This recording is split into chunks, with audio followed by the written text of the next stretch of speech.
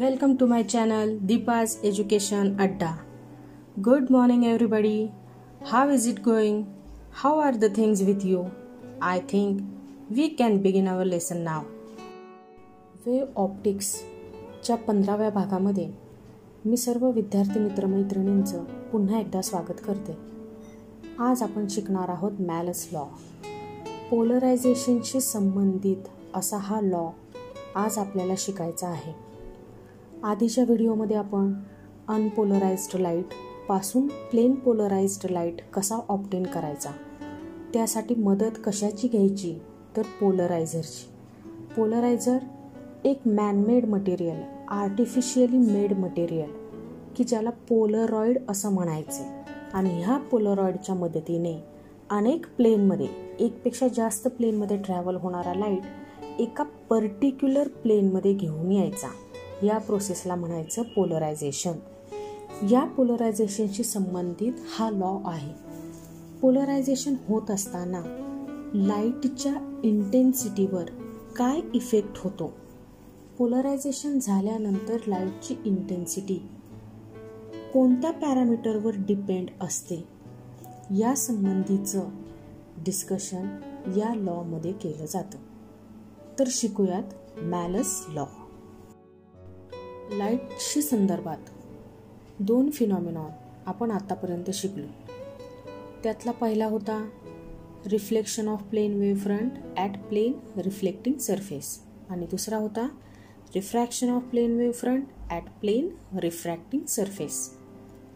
मॅलस law शिकण्यासाठी आपल्याला लाईटचा पोलरायझेशन हा फिनॉमिनॉन माहीत करून घ्यावा लागेल.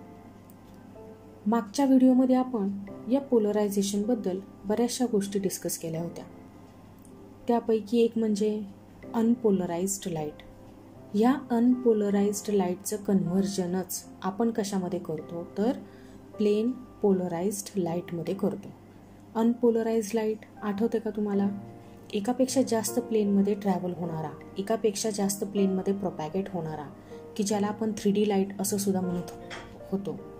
हा अनपोलराइज्ड लाईटचं कन्व्हर्जन आपण कशामध्ये करतोय तर प्लेन पोलराइज्ड लाईटमध्ये, की जो फक्त 2 डायमेन्शनल आहे, की ज्याच्यामध्ये इलेक्ट्रिक फील्ड व्हेक्टर आहे आणि त्या इलेक्ट्रिक फील्ड व्हेक्टरची डायरेक्शन ऑफ प्रोपॅगेशन आहे. म्हणून हा काय आहे तर 2D लाईट आहे. एका पर्टिक्युलर प्लेनमध्ये ट्रॅव्हल होणारा लाईट, की ज्याला आपण प्लेन पोलराइज्ड लाईट असं म्हणतोय, आणि तो ऑब्टेन करतोय युजिंग अनपोलराइज्ड लाईट. अनपोलराइज्ड लाईटचं कन्व्हर्जन प्लेन पोलराइज्ड लाईटमध्ये सहजच होत नाही. आपल्याला ते घडवून आणावं लागतं, आणि ते घडवून आणण्यासाठी आपल्याला गरज पडते पोलरायझरची. आपल्याला माहिती आहे, मागच्या व्हिडिओमध्ये मी सांगितलं की Nicol prism, tourmaline crystal, calcite crystal सारखी मटेरियल आपण वापरतो पोलरायझरसारखी, की जी मटेरियल अनपोलराइज्ड लाईटचं कन्व्हर्जन प्लेन पोलराइज्ड लाईटमध्ये करतात. Axis of polarization, polarizer, plane polarized light, unpolarized light म्हणजे काय, ह्या सगळ्या बाबी आपण मागच्या व्हिडिओमध्ये पाहिलेल्या आहेत.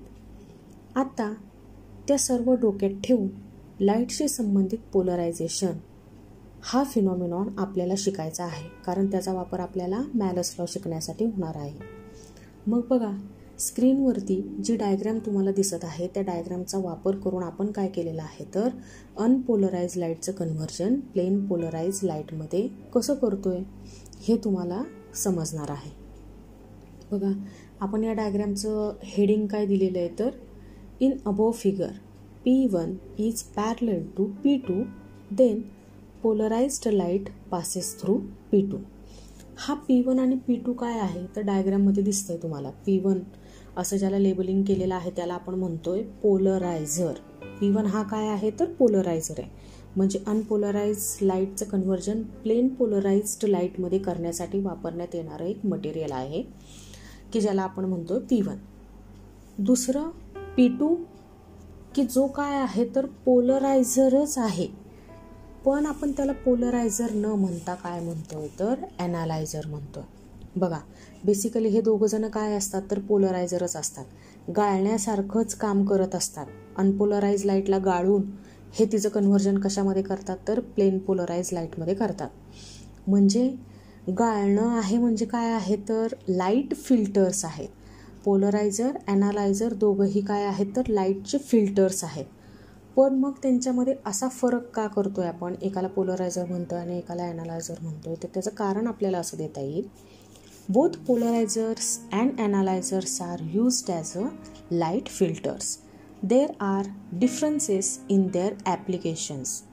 The main difference between polarizer and analyzer is that polarizer produces plain polarized light, whereas analyzer can be used to check whether the light has been polarized or not. कळतंय का मी काय बोलते ते? तर पोलरायझर आणि ॲनालायझर आहेत काय तर लाईटचे फिल्टर आहेत आणि पोलरायझरच आहेत. फक्त त्यांच्या ॲप्लिकेशनमध्ये हा फरक आहे की पोलरायझर हा प्लेन पोलराइज्ड लाईट प्रोड्यूस करतो. बघा लक्षात ठेवा, पोलरायझरचं काम काय आहे तर प्लेन पोलराइज लाईट प्रोड्यूस करणे.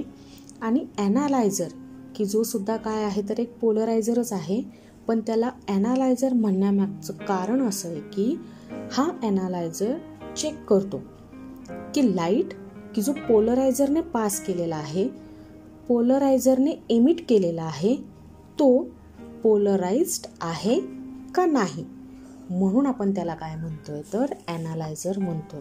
बघा लक्षात येतंय का, पोलरायझर आणि ॲनालायझर हे काही वेगवेगळी मटेरियल नाहीत. पोलरायझर ज्या मटेरियलपासून तयार झालेला असतो सेम त्याच मटेरियलपासून आपण ॲनालायझरसुद्धा तयार करतो. म्हणजे पोलरायझर आणि ॲनालायझर सेम मटेरियल आहेत.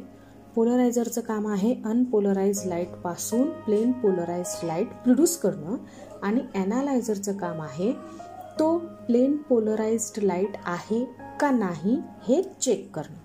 ठीक आहे, मग चला आता डायग्रॅमकडे वळूयात आपण. डायग्रॅमची सुरुवात डावीकडून उजवीकडे अशी केली जाते. तर डावीकडे सगळ्यात पहिल्यांदा दिसतंय अनपोलराइज्ड लाईट. बघा मध्ये एक डार्क स्पॉट आहे आणि त्या डार्क स्पॉटपासून सगळ्या दिशेला निघणारे स्ट्रेट ॲरोज आपल्याला सांगत आहेत की हा अनपोलराइज लाईट आहे. हा ऑर्डिनरी लाईट आहे कारण हा light waves ray of light all possible डिरेक्शनने काय करतो तर स्प्रेड करतो.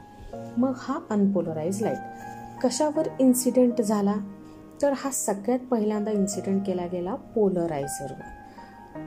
पोलरायझरवरती इन्सिडेंट झाल्यानंतर P1 मधून पोलरायझर P1 मधून बाहेर पडणारा P1 मधून एमिट होणारा जो लाईट असेल तो काय असेल तर प्लेन पोलराइज्ड लाईट. का तर पोलरायझरचं कामच आहे काय करायचं, अनपोलराइज लाईटचं कन्व्हर्जन कशामध्ये करायचं, प्लेन पोलराइज्ड लाईटमध्ये करायचं. म्हणजे अनपोलराइज्ड लाईट गाळायचा आणि त्याच्यापासून मिळवायचं काय तर plane polarize light. Plane polarize light मी डायग्रॅममध्ये डबल हेडेड ॲरोजने दाखवलेला आहे. त्याच्या मध्यभागी डार्क स्पॉट करायचा नाही, नाहीतर पुन्हा हा सिम्बॉल कशाचा होईल तर अनपोलराइज लाईटचा आणि आपली डायग्रॅम चुकेल. प्लेन पोलराइज लाईटच्या सिम्बॉलमध्ये आणि अनपोलराइज लाईटच्या सिम्बॉलमध्ये फरक लक्षात ठेवायचा. मग पोलरायझर P1च्या बाहेर आलेला जो लाईट आहे तो काय होता तर प्लेन पोलराइज्ड लाईट होता. हा प्लेन पोलराइज लाईट आता दुसऱ्यांदा आपण इन्सिडेंट करतो. कशावर तर ॲनालायझरवर की ज्याचं नाव आहे P2. या ॲनालायझरवर इन्सिडेंट झाल्यानंतर या ॲनालायझरकडून एमिट केला गेलेला बाहेर आलेला जो लाईट असेल तो अगेन प्लेन पोलराइज लाईट असेल. म्हणजे आपण काय करतोय तर दोन पोलरायझरच्या मदतीने की एक आहे P1 आणि दुसरा आहे P2, एकाला आपण म्हणतोय पोलरायझर दुसऱ्याला आपण म्हणतोय ॲनालायझर, आणि यांच्या मदतीने आपण काय मिळवतोय प्लेन पोलराइज्ड लाईट मिळवतोय. आता बघा पोलरायझरच्या ॲक्सिसवर आपण लक्ष केंद्रित करूयात आणि ॲनालायझरच्या ॲक्सिसवर आपण लक्ष केंद्रित करूयात. बघा व्हर्टिकल डॉटेड लाईनने मी पोलरायझरचा आणि ॲनालायझरचा ॲक्सिस ऑफ पोलरायझेशन ड्रॉ केलेला आहे. मग आता या दोन ॲक्सिसकडे जर मी पाहिलं तर माझ्या लक्षात येते पोलरायझर P1चा ॲक्सिस हा ॲनालायझर P2च्या ॲक्सिसला पॅरलल आहे. त्यांच्यामध्ये अँगल नाही, ते दोन्ही कसे दिसतात तर पॅरलल दिसतात. मग ज्या वेळेस पोलरायझरचा आणि ॲनालायझरचा ॲक्सिस एकमेकांना पॅरलल होता त्यावेळेस ॲनालायझरमधून लाईट एमिट केला गेला. ॲनालायझरमधून लाईट बाहेर टाकला गेला की तो पोलरायझरप्रमाणेच कसा होता तर प्लेन पोलराइज्ड लाईट होता. म्हणजे पोलरायझरने एमिट केलेला लाईट हा प्लेन पोलराइज लाईट होता. त्याचप्रमाणे ॲनालायझरने एमिट केलेलं लाईटसुद्धा काय आहे तर प्लेन पोलराइज लाईट आहे. आणि हे कशामुळे शक्य झालेलं आहे तर पोलरायझरचा आणि ॲनालायझरचा ॲक्सिस एकमेकांना कसे आहेत तर पॅरलल आहेत. म्हणून आपल्या डायग्रामचं लेबलिंगसुद्धा आपण तसंच करतोय की P1 is parallel to P2, then polarized light passes through P2. P1 आणि P2चे ॲक्सिस एकमेकांना पॅरलल आहेत. P1 P2 एकमेकांना पॅरलल आहेत. म्हणूनच प्लेन पोलराइज लाईट P2 मधून काय होऊ शकलाय तर एमिट होऊ शकलाय. कळलं का तुम्हाला? डायग्रामचं एक्सप्लेनेशन मी तुम्हाला केलेलं आहे. तुम्हाला समजलं का ते? ठीक आहे. आता पुढे जाऊयात. समोरच्या स्लाइडवर पहा. पहिल्या स्लाइडमध्ये आणि दुसऱ्या स्लाइडमध्ये ज्या दोन डायग्राम तुम्हाला दिसल्या त्याच्यामध्ये थोडासा फरक तुम्हाला दिसतो. पहिल्या डायग्राममध्ये पोलरायझर P1चा ॲक्सिस ॲनालायझर P2च्या ॲक्सिसला पॅरलल होता. पण आत्ता स्लाइडवर जी डायग्राम तुम्हाला दिसत आहे त्या डायग्राममध्ये पोलरायझर P1चा ॲक्सिस ॲनालायझर P2च्या ॲक्सिसला परपेंडिक्युलर आहे असं तुम्हाला दिसतं. ॲक्सिस ऑफ पोलरायझेशन पोलरायझरचा डॉटेड लाईनने ड्रॉ केलेला आहे. ॲनालायझरचा सुद्धा डॉटेड लाईननेच ड्रॉ केलेला आहे. P1 या पोलरायझरचा ॲक्सिस ऑफ पोलरायझेशन हा व्हर्टिकल डॉटेड लाईनने ड्रॉ केला आहे. ॲनालायझरचा म्हणजे P2चा ॲक्सिस ऑफ पोलरायझेशन हा हॉरिझॉन्टल लाईनने डॉटेड जी आहे तिने आपण ड्रॉ केलेला आहे. बघा या डायग्रामचं लेबलिंग आपण करतोय. P1 perpendicular to P2 then no light emerges from P2. आता आपल्याला करायचंय काय? पहिल्या डायग्राममध्ये आणि दुसऱ्या डायग्राममध्ये हा एवढाच फरक मला दिसतोय की unpolarize light polarizer P1 plane polarize light इथंपर्यंत तर सगळं सेम आहे. फक्त जो ॲनालायझर पहिल्या डायग्राममध्ये पोलरायझरला पॅरलल होता तो मात्र आता इथं पॅरलल दिसत नाही. तो ॲनालायझर पोलरायझरला कसा दिसतोय तर परपेंडिक्युलर दिसतोय. म्हणजे पोलरायझरचा आणि ॲनालायझरचा ॲक्सिस परस्परांना परपेंडिक्युलर आहे असे दिसत आहे. Unpolarise light source of light आहे त्यातून बाहेर पडणाऱ्या ज्या लाईट वेव्स आहेत ऑल पॉसिबल डिरेक्शनला स्प्रेड झाल्या की मी असं म्हणते की तो काय असेल तर सोर्स ऑफ अनपोलराइज्ड लाईट असेल. हा अनपोलराइज्ड लाईट इन्सिडेंट केला गेला कशावर पोलरायझरवर म्हणजे P1वर. पोलरायझरवर इन्सिडेंट झाल्यानंतर अनपोलराइज्ड लाईटचं कन्व्हर्जन प्लेन पोलराइज्ड लाईटमध्ये होतं हे तर आपल्याला माहितीच झालेलं आहे. म्हणजे 3D लाईटचं कन्व्हर्जन आपण 2D लाईटमध्ये केलं. अनपोलराइज्ड लाईटचं कन्व्हर्जन प्लेन पोलराइज्ड लाईटमध्ये केलं. या प्लेन पोलराइज्ड लाईटचं सिम्बॉलिकली रिप्रेझेंटेशन आपण केलेलं आहे डबल हेडेड ॲरोज दाखवून. ते 3 ॲरोज तुम्हाला पोलरायझरच्या पुढं उजव्या बाजूला दिसत आहेत. ते तुम्हाला रिप्रेझेंट काय करतात तर प्लेन पोलराइज्ड लाईट रिप्रेझेंट करत आहेत. त्यानंतर पुन्हा आपण ड्रॉ करतोय ॲनालायझर ज्याला आपण म्हणतोय P2. पोलरायझरमध्ये आणि ॲनालायझरमध्ये काय फरक आहे हे तुम्हाला माहीत तर झालंच की मटेरियल तर सेम आहे. काम तर गाळण्याचंच करायचं आहे.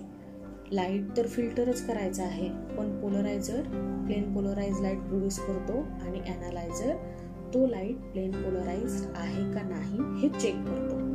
आता त्यांच्या ॲक्सिसकडे बघितलं P1 आणि P2च्या तर मला असं दिसतंय की पोलरायझर P1चा ॲक्सिस ॲनालायझर P2च्या ॲक्सिस बरोबर 90 डिग्रीचा अँगल करतो.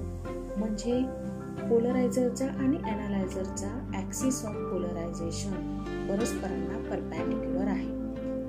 मग त्यामुळे घडलं काय, तर पोलरायझर P1 मधून बाहेर पडलेला प्लेन पोलराइज लाईट ज्या वेळेस ॲनालायझरवर P2 वर इन्सिडेंट झाला आणि ह्या P2 मधून बाहेर पडणारा लाईट, P2 मधून इमिट होणारा लाईट ज्यावेळेस आपण ऑब्झर्व करतोय त्यावेळेस मला दिसतंय की लाईटची इंटेन्सिटी काय झाली, 0 झाली. म्हणजे ॲनालायझर मधून लाईट बाहेर पडलेला नाही.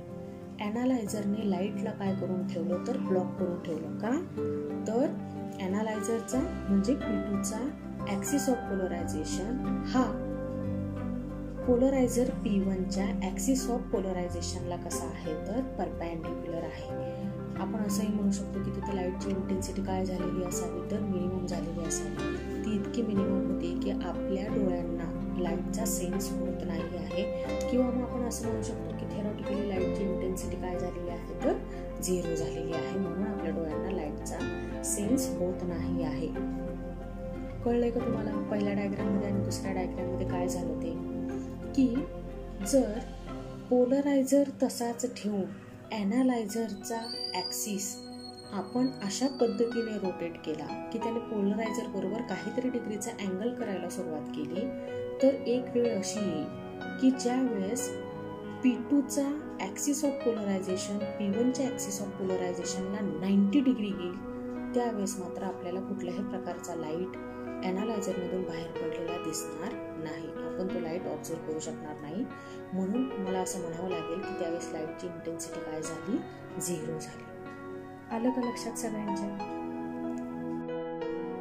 If the polarized light is made to pass through another polarizer with its polarizing axis perpendicular to the polarizing axis of the first polarizer, no light can emerge on the other side as the second polarizer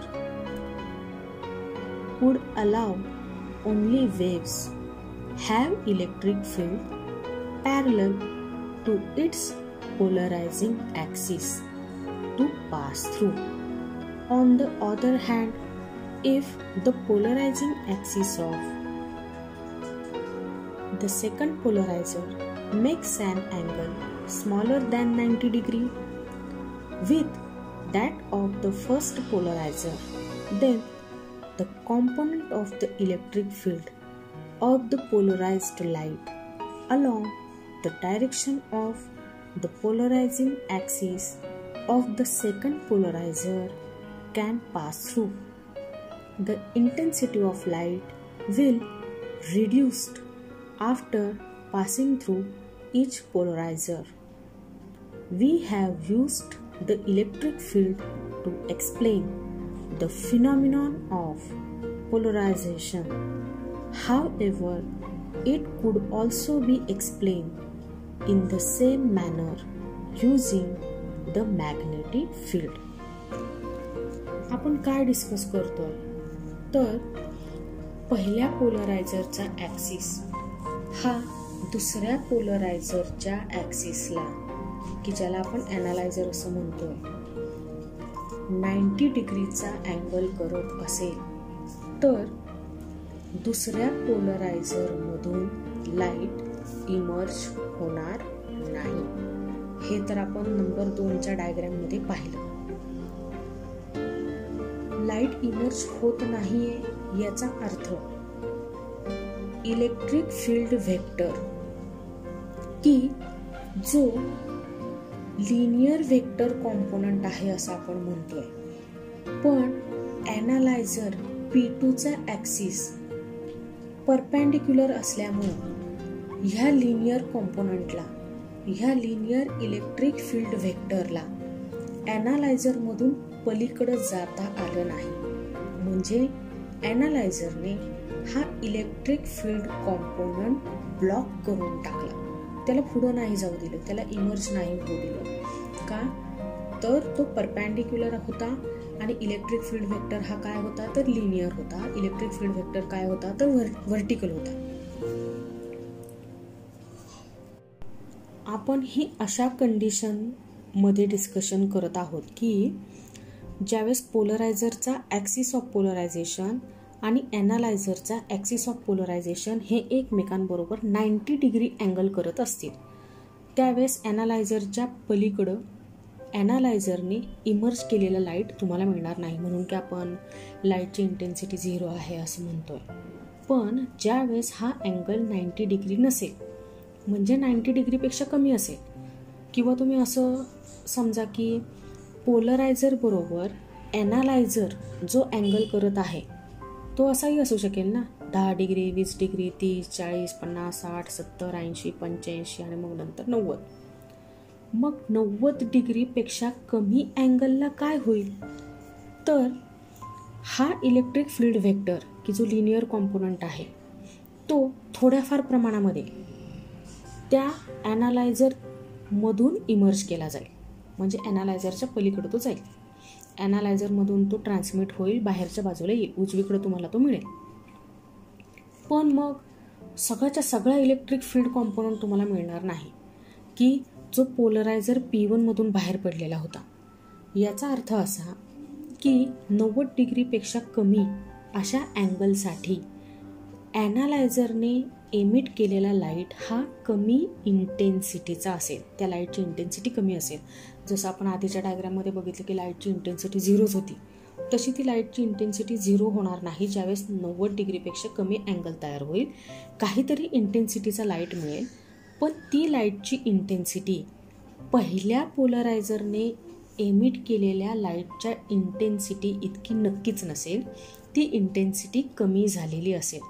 आपण polarisation हा phenomenon discuss करत असताना फक्त एकच component म्हणजे electromagnetic वेव्हचा फक्त एकच component electric फील्डच focus करतोय. तुम्हाला माहिती आहे की ही इलेक्ट्रोमॅग्नेटिक वेव्ह म्हणजे लाईट वेव्स ही इलेक्ट्रिक फील्डने तयार केलेलं मॅग्नेटिक फील्ड आणि ह्या दोघांबरोबर परपॅन्डिक्युलर असलेली direction of propagation of wave ह्या 3 कॉम्पोनंटने तयार होतो. पण ह्या तिघांबद्दल न बोलता आपण फक्त एकावरच फोकस करतोय. आपण फक्त इलेक्ट्रिक फील्ड व्हेक्टरबद्दलच बोलतोय की ज्याच्यामुळे आपल्याला पोलरायझेशन हा फिनॉमिनॉन समजून घेण्यासाठी मदत होईल. आपण इलेक्ट्रिक फील्ड व्हेक्टरबद्दल न बोलता पोलरायझेशनसाठीचं सेम एक्सप्लेनेशन हे मॅग्नेटिक फील्ड व्हेक्टरसाठी सुद्धा देऊ शकतो. इथं एका लक्षात मला काय म्हणायचं आहे ते आधीच्या 2 डायग्रॅमप्रमाणेच या डायग्रॅममध्ये सुद्धा तुम्हाला लाईटचा पोलरायझेशन हा फिनॉमिनॉन होत असताना दिसत आहे. पहिल्या डायग्रॅममध्ये आपण बघितलं की पोलरायझरचा ॲक्सिस ऑफ पोलरायझेशन ॲनालायझरच्या ॲक्सिस ऑफ पोलरायझेशनला पॅरलल होता, बरोबर ना. दुसऱ्या डायग्रॅममध्ये तुम्ही बघितलं की पोलरायझरच्या ॲक्सिस ऑफ पोलरायझेशनने ॲनालायझरच्या ॲक्सिस ऑफ पोलरायझेशन बरोबर 90 डिग्रीचा अँगल केलेला होता. या डायग्राममध्ये मात्र तसं दिसत नाही. इथं पोलरायझर P1च्या ॲक्सिस ऑफ पोलरायझेशनने ॲनालायझर की ज्याला आपण P2ने रिप्रेझेंट करतोय त्या ॲनालायझरच्या ॲक्सिस ऑफ पोलरायझेशन बरोबर काहीतरी डिग्रीचा अँगल केलेला दिसतो की ज्याला मी इकडं उजव्या बाजूला तुम्ही बघितलं तर थीटाने रिप्रेझेंट केलेलं तुम्ही पाहताल. बघा आता ही डायग्राम आपण समजावून घेऊया. पहिला आहे सोर्स ऑफ अनपोलराइज्ड लाईट म्हणजे ऑर्डिनरी लाईट. त्या ऑर्डिनरी लाईटपासून बाहेर पडलेल्या लाईट वेव्ह सगळ्या प्लेनमध्ये ट्रॅव्हल होताना दिसत आहेत की जो अनपोलराइज्ड लाईटचा सिम्बॉल आहे. पोलरायझरमधून लाईट पास होण्यापूर्वी लाईटची इंटेन्सिटी रिप्रेझेंट केली गेली I0 ने, किंवा याला आपण इंटेन्सिटी ऑफ अनपोलराइज्ड लाईट असं सुद्धा म्हणू शकतो. मग हा I0 इंटेन्सिटीचा लाईट पोलरायझर P1 वर इन्सिडेंट झाला. या पोलरायझर P1ने त्याला इमर्ज केला, बाहेर टाकला, एमिट केला. एमिट केल्यानंतर लाईटची इंटेन्सिटी बदलली असणार असं मी का म्हणते तर अनपोलराइज लाईट हा एकापेक्षा जास्त प्लेनमध्ये ट्रॅव्हल होणारा लाईट आहे आणि ज्यावेळेस त्याचं पोलरायझेशन होतं त्यावेळेस मात्र फक्त एकाच प्लेनमध्ये ट्रॅव्हल होणारा लाईट शिल्लक राहतो, बाकीच्या प्लेनमधला लाईट पोलरायझरकडून ब्लॉक केला जातो. मग आता उरलेला लाईट ब्लॉक केला गेला, फक्त एकाच प्लेनमधून ट्रॅव्हल होणारा लाईट पुढं पाठवला गेला. याचा अर्थ असा असेल की लाईटची इंटेन्सिटी कमी झाली. म्हणजे जर मी अनपोलराइज लाईटची इंटेन्सिटी I0 असं म्हणते, तर प्लेन पोलराइज लाईटची इंटेन्सिटी I0 नक्कीच नसेल. ती इंटेन्सिटी बदलली असणार म्हणजे ती इंटेन्सिटी कमी झालेली असणार. मग ती कमी झालेली इंटेन्सिटी मी रिप्रेझेंट करते कॅपिटल I या लेटरने. पोलरायझरने लाईटचं पोलरायझेशन घडवून आणलं की ज्यामुळे आपल्याला प्लेन पोलराइज्ड लाईट मिळाला. तो प्लेन पोलराइज लाईट आपण सिम्बॉलिकली रिप्रेझेंट केला डायग्राममध्ये. बघा, डबल हेडेड ॲरो असलेली एक लाईन मी ड्रॉ केलेली आहे, एक ॲरो आपण ड्रॉ केलेला आहे की जो प्लेन पोलराइज लाईट रिप्रेझेंट करत आहे. हा प्लेन पोलराइज लाईट आता इन्सिडेंट होईल. कशावर? तर ॲनालायझर. पण ॲनालायझरच्या ॲक्सिस ऑफ पोलरायझेशनचं निरीक्षण केलं तर असं दिसतंय की तो पोलरायझरच्या ॲक्सिस ऑफ पोलरायझेशनला म्हणजे पोलरायझरच्या ॲक्सिसला तो ना पॅरलल आहे ना परपॅन्डिक्युलर आहे. त्याने पोलरायझरच्या ॲक्सिस बरोबर काहीतरी डिग्रीचा अँगल केलेला दिसतो. 90 डिग्रीपेक्षा कमी आहे, पण काहीतरी डिग्रीचा तो अँगल आहे. तो अँगल मी इकडं ॲनालायझरच्या उजव्या बाजूला दाखवलेला आहे. पहिला जो ॲरो आहे, जी व्हर्टिकल लाईन आहे, ती व्हर्टिकल लाईन म्हणजे पोलरायझरचा ॲक्सिस आहे. आणि दुसरी जी लाईन आहे की जी त्या व्हर्टिकल लाईन बरोबर काहीतरी डिग्रीचा अँगल करताना दिसते, ती आहे ॲनालायझरचा ॲक्सिस ऑफ पोलरायझेशन किंवा ट्रान्समिशन ॲक्सिस असं सुद्धा आपण ज्याला म्हणू शकतो. की ह्या दोघांमध्ये तुम्हाला अँगल किती डिग्रीचा दिसतोय? तर θ डिग्रीचा दिसतोय. ज्यावेळेस असा θ अँगल तयार झालेला असेल त्यावेळेस आपल्याला लाईटची इंटेन्सिटी 0 मिळणार नाही. लक्षात ठेवायचं, लाईटची इंटेन्सिटी 0 अशाच वेळेस असेल ज्यावेळेस ॲनालायझरचा ॲक्सिस पोलरायझरच्या ॲक्सिस बरोबर 90 डिग्रीचा अँगल करत असेल. आणि इथं 90 डिग्रीचा अँगल नाही आहे, 90 डिग्रीपेक्षा कमी अँगल इथं आपल्याला दिसतोय. म्हणजे प्लेन पोलराइज लाईटमधला काहीतरी भाग की जो इलेक्ट्रिक फील्ड वेक्टरच्या फॉर्ममध्ये आहे तो ॲनालायझरमधून पलीकडे जाईल, ॲनालायझरमधून इमर्ज होईल आणि तुम्हाला लाईटची थोडीफार इंटेन्सिटी मिळेल. पण 0 मिळणार नाही, काहीतरी इंटेन्सिटी तुम्हाला मिळेल. या डायग्रॅमवरून तुम्हाला एवढी गोष्ट समजली. ही डायग्रॅम समजली की आपल्याला मॅलस लॉ समजणं सोपं होऊन जातं. बघा, ह्या डायग्रॅमला डोळ्यासमोर ठेवून आपण शिकणार आहोत मॅलस लॉ. मॅलस लॉचं स्टेटमेंट आपल्याला असं देता येईल: the intensity of polarised light coming from analyser is proportional to the square of cosine of angle between axis of polarization of polarizer and analyzer, that is I directly proportional to cos square theta.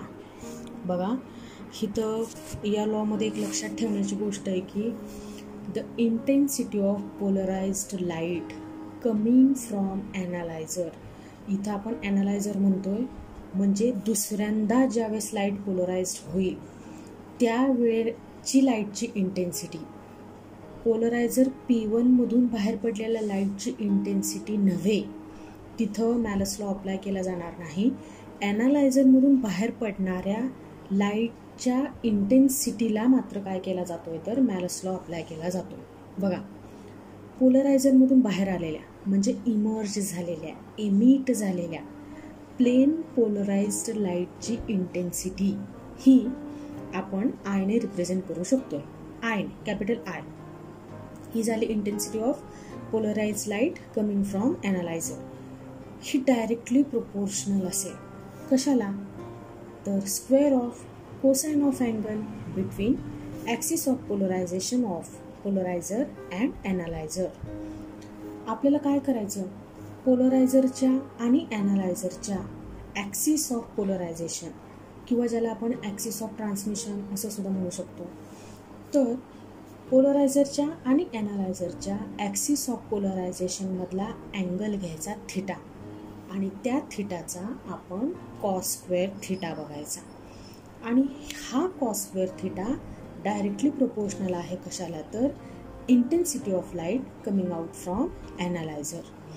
तर मॅलसच्या ह्या लॉवरून एक गोष्ट आपल्या सहज लक्षात येईल, ती म्हणजे ॲनालायझरमधून बाहेर आलेला प्लेन पोलराइज्ड झालेल्या लाईटची इंटेन्सिटी ही पोलरायझर आणि ॲनालायझर यांच्या ॲक्सिस ऑफ पोलरायझेशनमध्ये तयार झालेल्या अँगलवर डिपेंड असते.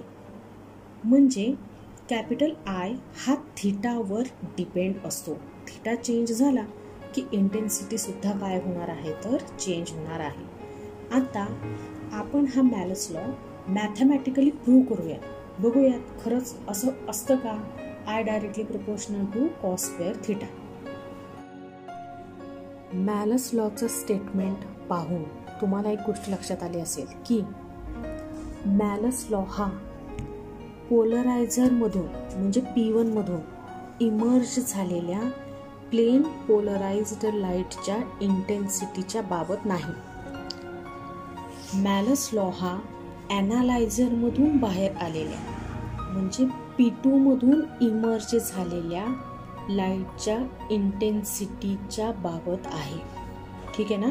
म्हणजे आपण जे म्हणतोय intensity of polarised light coming from analyser, Malus law लक्षात ठेवत असताना आपल्याला माहीत पाहिजे की आपण कॅपिटल आयने काय रिप्रेझेंट करतोय, तर प्लेन पोलराइज्ड लाईटची इंटेन्सिटी रिप्रेझेंट करतोय. पण ही इंटेन्सिटी पहिल्या पोलरायझरमधून बाहेर आलेल्या लाईटची नाही, तर ही इंटेन्सिटी दुसऱ्या पोलरायझरमधून बाहेर आलेल्या लाईटची आहे. म्हणजे ॲनालायझरने इमर्ज केलेल्या लाईटची इंटेन्सिटी आहे. ठीक आहे, ठेवाल ना लक्षात ही गोष्ट. आत्ता बघा, ॲनालायझरमधून बाहेर आलेला जो लाईट आहे त्या लाईटमध्ये दोन कॉम्पोनंट प्रेझेंट असतील. एक म्हणजे direction of propagation of light आणि दुसरी म्हणजे linear component of light wave म्हणजे इलेक्ट्रिक फील्ड व्हेक्टर, की जो ॲनालायझरला लिनियर असल्यामुळं काय झाला, तर ॲनालायझरमधून बाहेर आला, त्याचं कन्व्हर्जन प्लेन पोलराइज्ड लाईटमध्ये झालं. जर तो कॉम्पोनंट हा इलेक्ट्रिक फील्ड व्हेक्टर ॲनालायझरच्या ॲक्सिसला परपेंडिक्युलर असता, तर तो ॲनालायझरने मुळीच पोलराइज केला नसता, त्याला इमर्ज केला नसता, त्याला बाहेर पाठवला नसता. मग हा ॲनालायझरमधून बाहेर आलेला इलेक्ट्रिक फील्ड व्हेक्टर, की ज्याला आपण कॅपिटल ईने रिप्रेझेंट करतोय, या इलेक्ट्रिक फील्ड व्हेक्टरचं दोन कॉम्पोनंटमध्ये डिव्हायडेशन करायचं. एका कॉम्पोनंटला म्हणायचं E1 आणि दुसऱ्या कॉम्पोनंटला म्हणायचं E2. बघा आता या ईचेच दोन कॉम्पोनंटमध्ये झालेलं डिव्हायडेशन, एकाला E1 दुसऱ्याला E2 म्हणतो.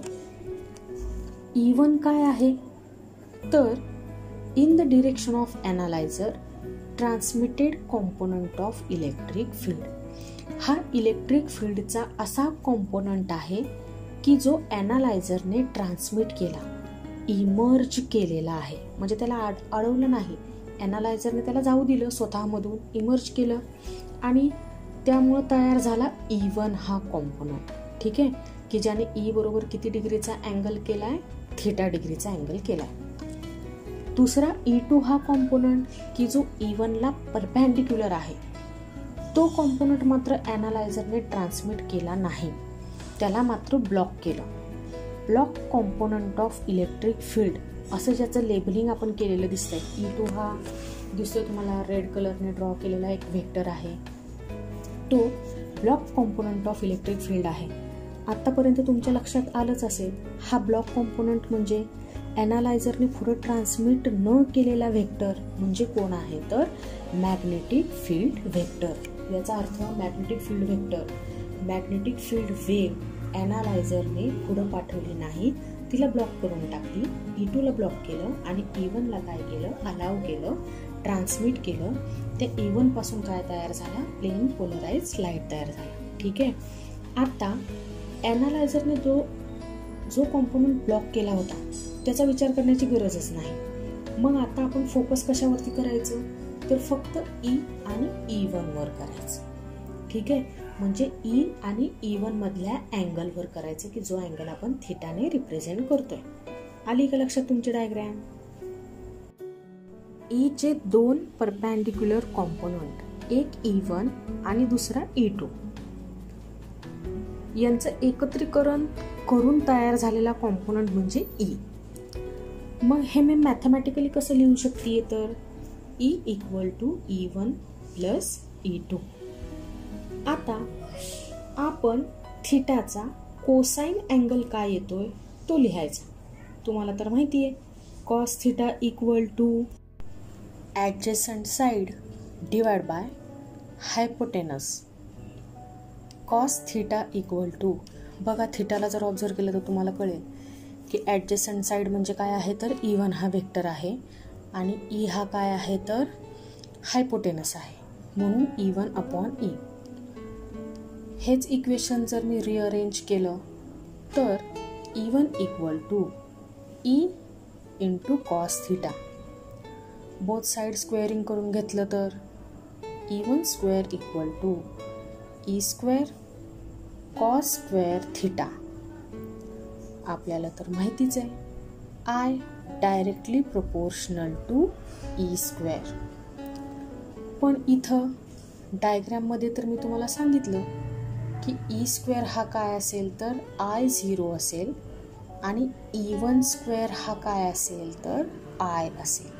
ठीक आहे. देअरफॉर E1 चा स्क्वेअर की ज्याला आपण काय म्हणतोय I, E चा स्क्वेअर की ज्याला आपण काय म्हणतोय I0. Therefore I equal to I0 cos square theta. I0 हा कॉन्स्टंट असेल का तर ती अनपोलराइज्ड लाईटची इंटेन्सिटी आहे. अनपोलराइज्ड लाईटची इंटेन्सिटी कॉन्स्टंट असेल. ज्या इंटेन्सिटीचा सोर्स तुम्ही वापरलेला आहे, ज्या इंटेन्सिटीचा ऑर्डिनरी लाईट तुम्ही घेतलेला आहे, तो सेम इंटेन्सिटीने सगळ्या प्लेनमध्ये काय करतोय तर लाईट ट्रान्समिट करतोय, म्हणून ती intensity constant I0 constant. I0 आणि इक्वल टू साईन जर मला रिप्लेस करायचं असेल तर त्यासाठी डायरेक्टली प्रोपोर्शनल साईन वापरावं लागतं. I0 हा कॉन्स्टंट आहे म्हणून I directly proportional to cos square theta असं मी लिहू शकते. आणि ह्या डायग्रामच्या मदतीने आपल्याला मॅलस लॉचा प्रूफ मिळवणं अतिशय सोपं गेलेलं आहे. कळलंय ना तुम्हाला? परीक्षेमध्ये असा प्रश्न विचारला जाऊ शकतो, when intensity of polarized light become half of its original intensity. Polarise लाईटची इंटेन्सिटी ही लाईटच्या ओरिजिनल इंटेन्सिटीच्या निम्मी कधी असेल. आता आपल्याला तर माहिती आहे ही इंटेन्सिटी फक्त एकाच पॅरामीटरवरती डिपेंड करते, तो म्हणजे थिटा. म्हणजे हा थिटा ज्यावेळेस आपल्याला माहीत होईल त्यावेळेस आपल्याला ही इंटेन्सिटी निम्मी कधी होते तेही माहीत होईल. आपल्याला एक फॉर्म्युला आत्ताच माहीत झाला, I equal to I0 into cos square theta. या फॉर्म्युल्यामधला I काय होता तर obtain intensity of polarise light. Polarise लाईटची इंटेन्सिटी की जी आपण मिळवलेली आहे, ॲनालायझरने एमिट केलेली, एनालायझरकडून इमर्ज झालेला असा जो लाईट आहे त्या लाईटची इंटेन्सिटी आपण आयने रिप्रेझेंट करतो. आणि I0 ही काय तर intensity of unpolarise light. Unpolarise लाईटची ही इंटेन्सिटी की जिला आपण ओरिजिनल इंटेन्सिटी असं सुद्धा म्हणू शकतो.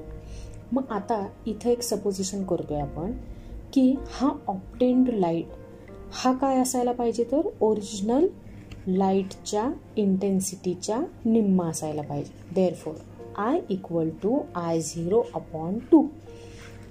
हे जे सबस्टिट्यूशन आहे ते आपण I equal to I0 cos square theta या फॉर्म्युल्यामध्ये करायचं. मग तो फॉर्म्युला असा होईल I0 upon 2 equal to I0 into cos square theta as it is. I0 cancel out होईल, शिल्लक राहील half equal to cos square theta. दोन्ही बाजूंचं स्क्वेअर रूट घेतलं तर आपल्याला इक्वेशन असं मिळालं कॉस थिटा इक्वल टू 1/√2.